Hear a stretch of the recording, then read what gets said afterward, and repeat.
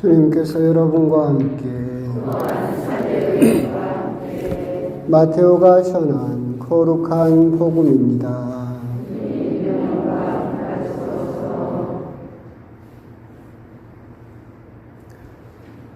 그때 예수님께서 제자들에게 말씀하셨다.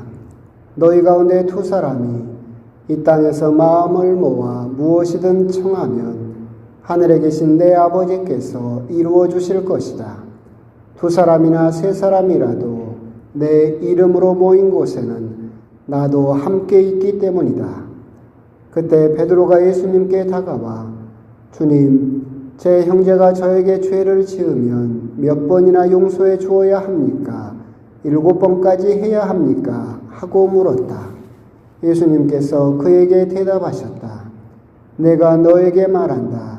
7번이 아니라 77번까지라도 용서해야 한다.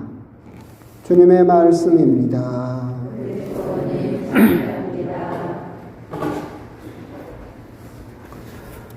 참 예수님, 오늘은 아까 말씀드린 바와 같이 6.25가 일어난 지 70년이 된 날이고, 그래서 아직까지도 화해하지 못하고 또 일치를 이루지 못하는 우리 남북한을 위해서 아울러 기도하는 날입니다. 오늘 복음에서도 예수님께서 형제가 죄를 지었더라도 77번까지라도 용서해라 라고 하셨고, 그래서 우리들 역시도 우리들에게 정말로 큰 상처를 주고 아픔을 줬던, 하지만 같은 형제이고 같은 언어를 쓰고 있는, 그 역사적으로 봐도 항상 같이 살았었던 한 민족이었던 북한을 그래도 품어주고 이해하려고 또 함께 화해하려고 기도하는 그런 날이기도 합니다. 전 세계에서 독일이 통일되고 나서 한때 전 세계에서 분단 국가는 우리나라밖에 없었는데, 최근에는 키프로스라든가 예멘이라든가 이런 나라들이 또 분단이 되긴 했어요. 하지만 거기는 민족이 다르고 또 최근 내전 때문에 갈라졌고, 우리나라처럼 70년을 그렇게 서로 지금 종전도 아니죠. 정전이에요. 전쟁을 서로 싸움하고 두드러 패다가 조금 쉬었다 또 두드러 패자 하고는 조금 쉬고 있는 거예요. 그 상황을 계속해서 유지하고 있고, 전 세계에서 전쟁 준비만 70년을 하고 있는 그런 안타까운 역사를 또한 가지고 있습니다. 그런데 이렇게 6.25 70주년을 이렇게 보면서 사실 아까 기도에서도, 미사전 기도에서도 분열을 바라는 세력들이 있다라고 하긴 했지만, 지금 우리나라 대부분 우리 국민들은 북한과 화해하기를 원할 거예요. 지금도 북한에서 무슨 삐라만 뿌린다고 해도, 미사일만 쏴도 이렇게 두근두근하고 불안에 휩싸일 수밖에 없는데, 우리들은 어떻게든 북한과 화해하고 같은 민족으로서 어떻게 되면 서로 손을 잡고 발전하는 그런 세상을 바라기도 하지만, 그렇기 때문에 6.25 70주년에 우리가 민족의 화해와 일치를 위해서 기도하기 이전에 지금 현 시국에 더 필요한 것은 주변 강대국들의 변화가 사실은 더 필요하지 않는가라는 생각이 듭니다. 기사를 보거나 보면 얼마 전에 참 우리나라가 지금 불행해요. 왜 그러냐면 우리 주변에 있는 강대국들의 대장들이 다 제정신인 사람이 한 명도 없어요. 그러잖아요. 미국의 트럼프, 지 재선만 노리고 솔직히 제정신 아니잖아요. 중국의 시진핑, 평생 독재 길을 열어놨어요. 옛날 황제처럼. 제정신이 아니죠. 일본의 아베, 원래 제정신이 아닌 놈입니다. 러시아 푸틴, 이 사람도 자기 평생 그 대통령직을 열어놨어요. 그러니까 옛날에 황제 짜르처럼 그 길을 열어놨어요. 얘도 제정신이 아니에요. 우리나라를 주변에 둘러싸고 있는 강대국이라고 하는 나라들 중에 대장이라고 하는, 수장이라고 하는 사람들의 제정신이 박힌 놈이 한 놈도 없어요. 그러니까 우리나라가 지금 이렇게 남북한은 서로 화해를 하고 싶어 해. 근데 못하게 막어.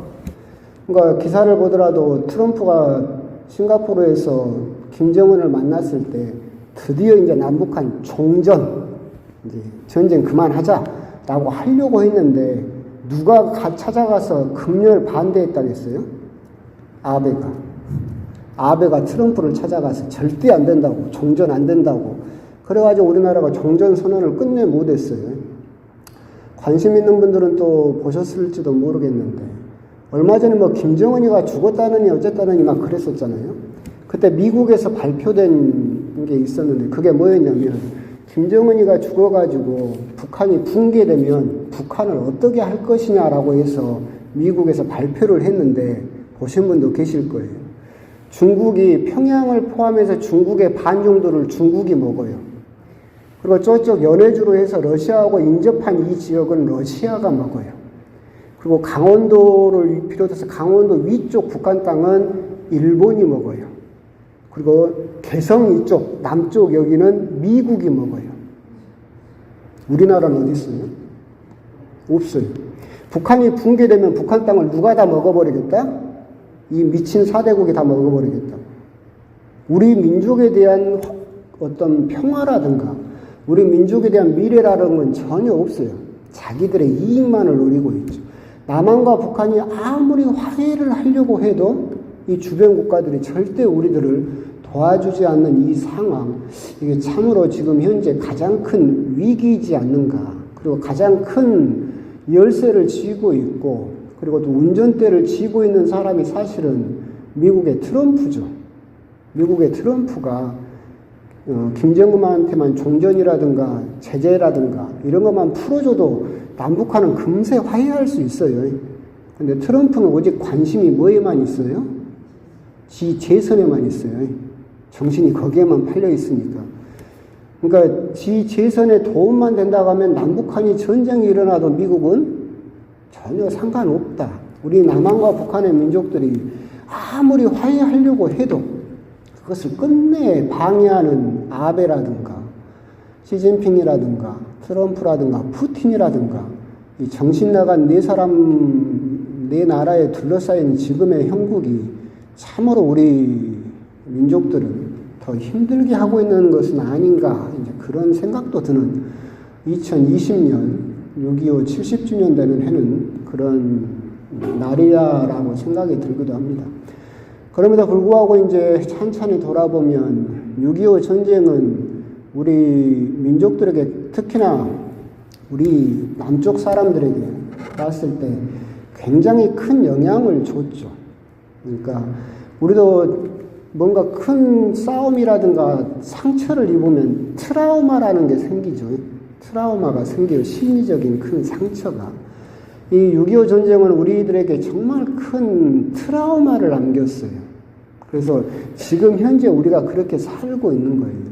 6.25 전쟁이 우리들에게 남긴 큰 상처는 뭐냐면 지금 이 모든 것이 눈 깜짝할 사이에 다 사라져버릴 수 있다라는 두려움이에요.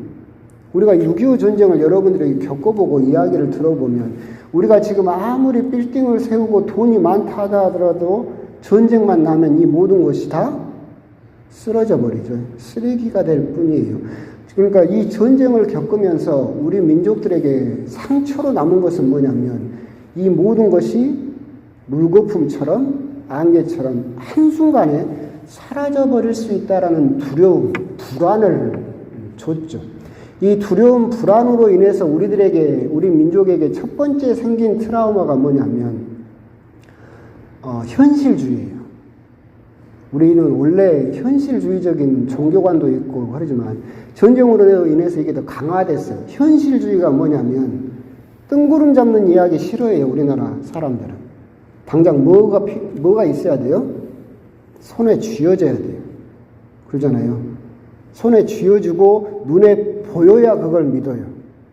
먼 미래 이야기 아니면 뜬구름 잡는 이야기처럼 지금 당장 손에 잡히지 않는 것은 싫어해요. 그래서 우리나라 사람들이 그 다음으로 등장한 게 뭐냐면 배금주의예요. 그러잖아요. 현실주의를 반영한 거야. 그럼 현실을 반영해서 지금 당장 내 손에 쥐어질 수 있는 가장 확실한 증거가 뭐예요? 돈이지. 그래서 우리나라 사람들이 돈에 그렇게 매달리는 거예요. 지금 당장 돈만 있으면 모든 걸 할 수 있으니까. 그럼 또 그런 생각이 들 거예요. 아니 그래도 신부님 우리나라는 개신교도 번성하고 종교가 그렇게 번성하지 않습니까? 라고 생각할 수 있겠지만 옛날에 한번 제가 개신교 쭉 한번 이야기를 했었는데 우리나라 종교도 굉장히 현실적이에요. 그래서 개신교가 우리나라에서 굉장히 인기를 끌었던 첫 번째 이유가 뭐예요? 거기에서 약속한 복이 다 어디에서 이루어져요? 여기서 이루어져요. 그래서 우리 천주교가 인기가 없어요. 우리 천주교는 약속을 어디다 해요? 하느님 나라를 약속을 하지. 하느님 나라가 당장 지금 손에 잡혀요? 눈에 보여요? 에이, 그러니까 성당 안 가. 개신교만 가면 옛날에 이야기했잖아요. 도로 한복판에다 적어놨다니까. 10,000배로 돌려주시는 하나님. 그럼 내가 10,000원 내면 얼마로 주겠다는 소리예요? 1억. 얼마나 무슨 복권도 아니고. 내가 그 교회 가서 10,000원만 헌금하면 하나님이 몇 배로 돌려준다고? 1억으로 돌려준대. 이렇게 돼야 장사가 되는 거예요. 그래서 개신교가 인기를 끈 거예요. 그만큼 우리들은 종교도 그렇게 현실적으로 믿어요.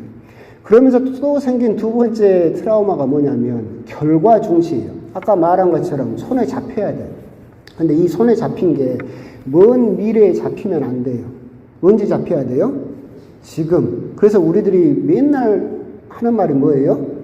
빨리빨리 좀 하는 속도 굉장히 중요해요. 그래서 우리나라 사람들은 과정을 중시하지 않아요. 과정은 어찌 되었든 뭐만 좋으면 돼요? 결과만 좋으면 돼. 네가 학력을 동원하든 뭐 지연을 동원하든 혈연을 동원하든 부정을 저지르든 속임수를 쓰든 뭐만 가져와라? 결과만 가져와라. 그래서 결과만 좋으면 다 좋다. 그래서 우리나라 사람들은 과정은 별로 중요시하지 않게 돼버렸어요. 근데 이 모든 것이 어디에서부터 기인한 거예요? 6.25 때문에 생긴 거예요. 이 모든 것이 그러면 원래 조선시대 때나 고려시대 때나 그때부터 우리나라 사람들이 빨리빨리 결과 중시 돈이 최고다라고 살았냐? 안 그랬어요. 6.25로 인해서 이 모든 것이 한순간에 사라져버릴 수도 있다라는 트라우마를 갖게 되는 순간 모든 것이 사라지기 전에 언제 즐겨야 돼요? 지금 즐겨야 돼. 그럼 지금 즐기려면 내 손에 뭐가 있어야 돼요? 돈이 있어야지. 그럼 이 돈은 눈에 보여야 되는데 그러면 이것을 어떻게 해야 돼요? 빨리 가져와야지. 결과를 빨리, 당장. 그래서 사실은 이게 꼭 나쁜 것만은 아닌 게 뭐냐면 이걸 바탕으로 해서 우리나라가 뭘 이루어냈어요? 경제 발전을 이루어냈지. 전 세계에서도 볼 수 없는 엄청난 속도로 경제를 발전시키고 지금의 부를 이뤄냈어요. 빨리빨리, 결과 중시, 현실 중시, 눈에 보여야 돼. 뜬구름 잡는 소리 하지 마. 빌딩 세워. 쓸어버려. 옛날에 저 집은 전통이 있고 수백 년 동안 이어온 집입니다. 필요 없어. 허러 아파트 지어. 이렇게 살았어요, 우리가. 그렇게 해서 지금 경제 발전을 이뤘어요. 그런데 이제 문제가 생겼지. 문제가 뭐냐면 6.25가 끝나고 나서 그런 트라우마가 생기고 나서 우리 그때를 산업화 세대라고 부르는데 100m 달리기인 줄 알았어. 그냥 열심히 잠 안 자고 열심히 달리면 결과가 보여서 끝날 줄 알았어. 그런데 의료가 발전하고 병원 시설이 늘어나고 하면서 이 산업화 세대는 그 이전 세대가 가져보지 못한 무엇을 가지게 돼버렸냐면 노후라는 것을 가져버리게 됐어요. 그전에는 60 먹고 70 먹으면 그냥 죽었어요. 안 그랬어요? 그랬지. 그러니까 노후 걱정을 할 거 없었어요. 그냥 내가 열심히 살다가 한 60 먹고 죽으면 내 부를 내 자녀들에게 넘겨주고 끝날 거라고 생각을 했는데 의료가 발전하면서 이제 우리가 언제까지 살아버려요? 100살까지 살아버린대. 그럼 이제 우리들은 뭘 걱정해야 돼요? 노후를 걱정해야 돼. 그래서 옛날에는 100m 달리기인 줄 알고 죽으라고 살았는데 달리고 보니까 이게 아차차 뭐예요? 마라톤이네? 근데 에너지는 언제 다 써버렸어요? 초반에 다 써버렸네? 그래서 지금 어떻게 돼버렸어요? 퍼져버렸어요. 퍼져버렸어. 노인은 노인대로 지쳐서 퍼져버렸고 그 아래에서 자란 아이들은 생각을 해보세요. 100m 달리기인 줄 알고 내가 달렸어. 그럼 내 자녀들도 어떻게 달려야 돼요? 따라서 달려야 될 거 아니야. 그래서 내 자녀들도 어떻게 달렸어요? 아빠 따라서 100m 달리기인 줄 알고 죽으라고 달렸어. 막 죽으라고, 온 가족이 죽으라고 100m를 달리고 딱 보니까 이게 뭐예요? 마라톤이네. 앞으로 42.195가만 이렇게 돼버렸지. 그래서 지금 우리나라가 어떻게 돼버린 거예요? 다 지쳐버렸어. 끝도 안 보이는 경쟁.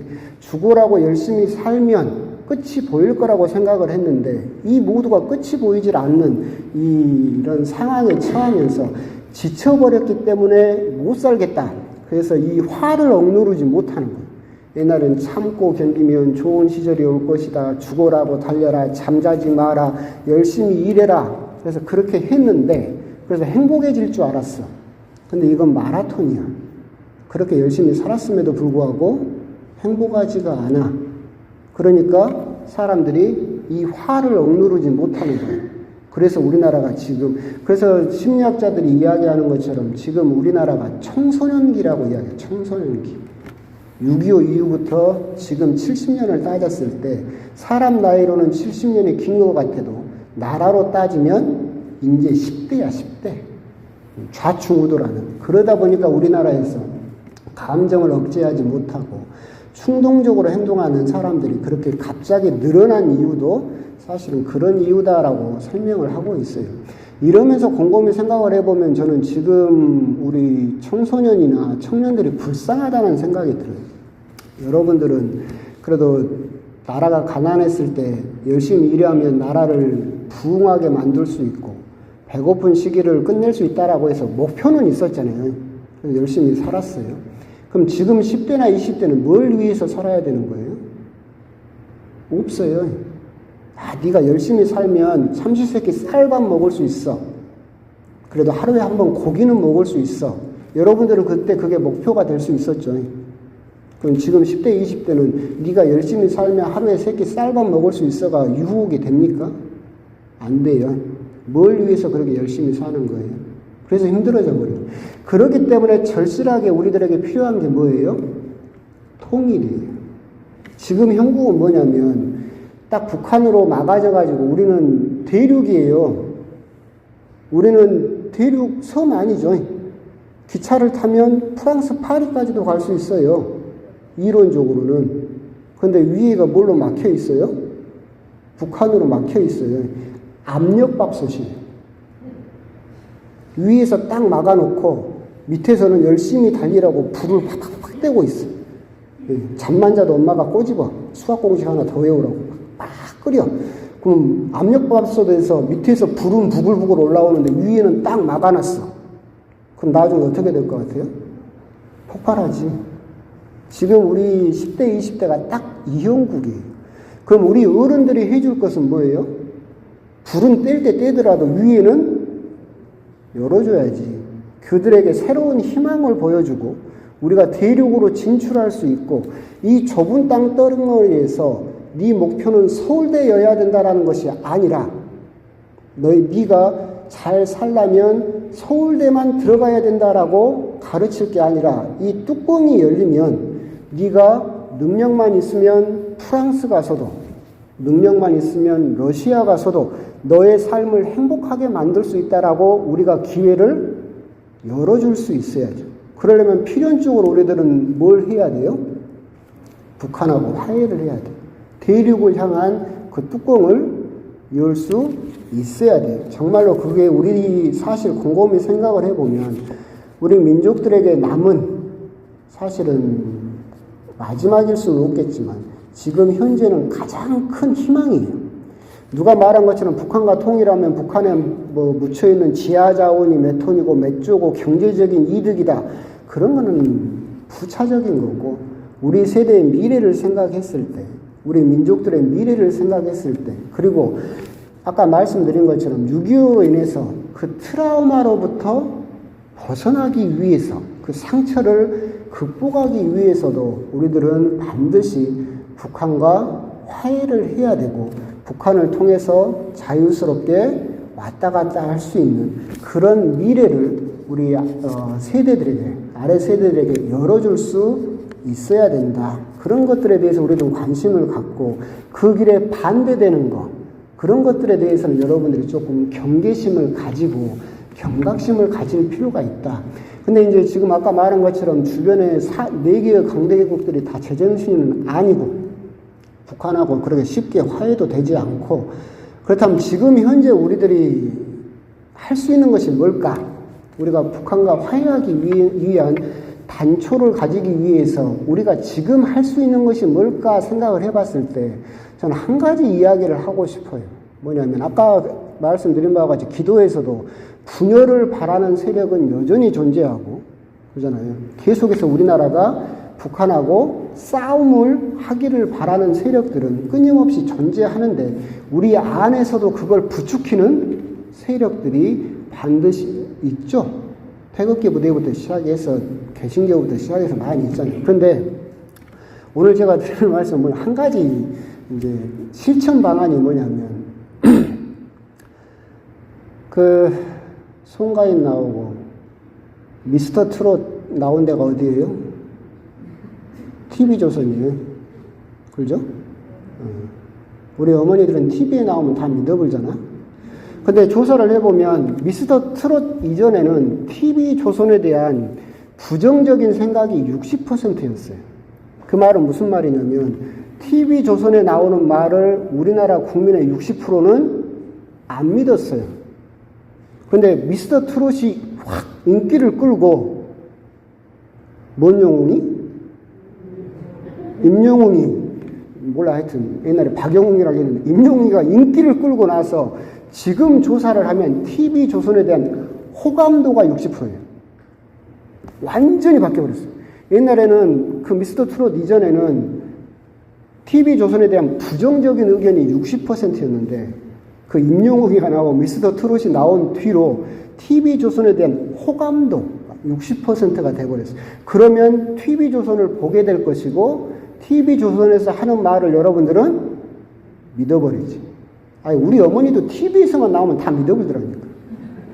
여러분들이 다 그러잖아요. TV에서만 나오면 다 믿어버리죠.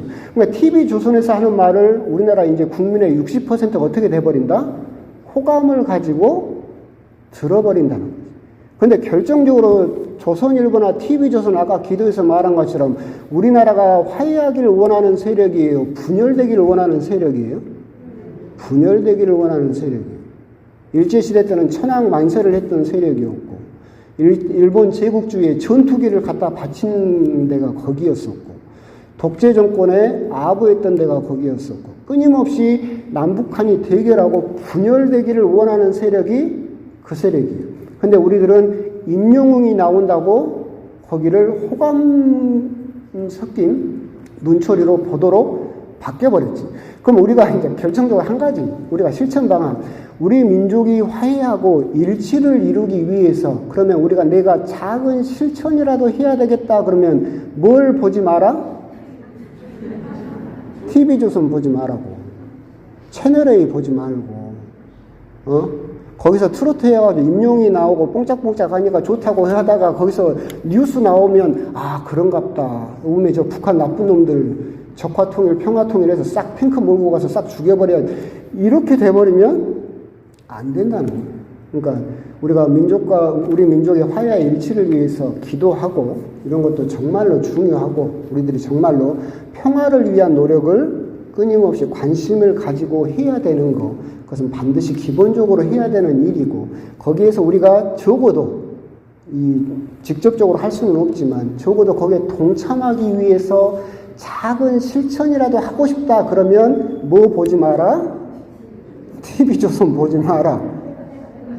나는 그것보다 조금 더 관심을 갖고 싶다 그러면 또 뭣도 보지 마라? 채널A도 보지 마라. 조선일보도 보지 말고 동아일보도 보지 말고. 그것이 사실은 내가 조금 더 우리나라 평화를 위해서 일조하는 일이다. 우리 웃으면서 대답을 했지만 사실은 그것이 큰 영향을 줄 수도 있다. 그런 부분 농담처럼 하는 말이지만 이놈의 미스터 트롯 때문에 TV조선이 망했다가 갑자기 살아가지고 제가 좀 그랬어요. 하여튼 그런 부분도 한번 곰곰이 또 생각을 해보셨으면 좋겠습니다. 아멘.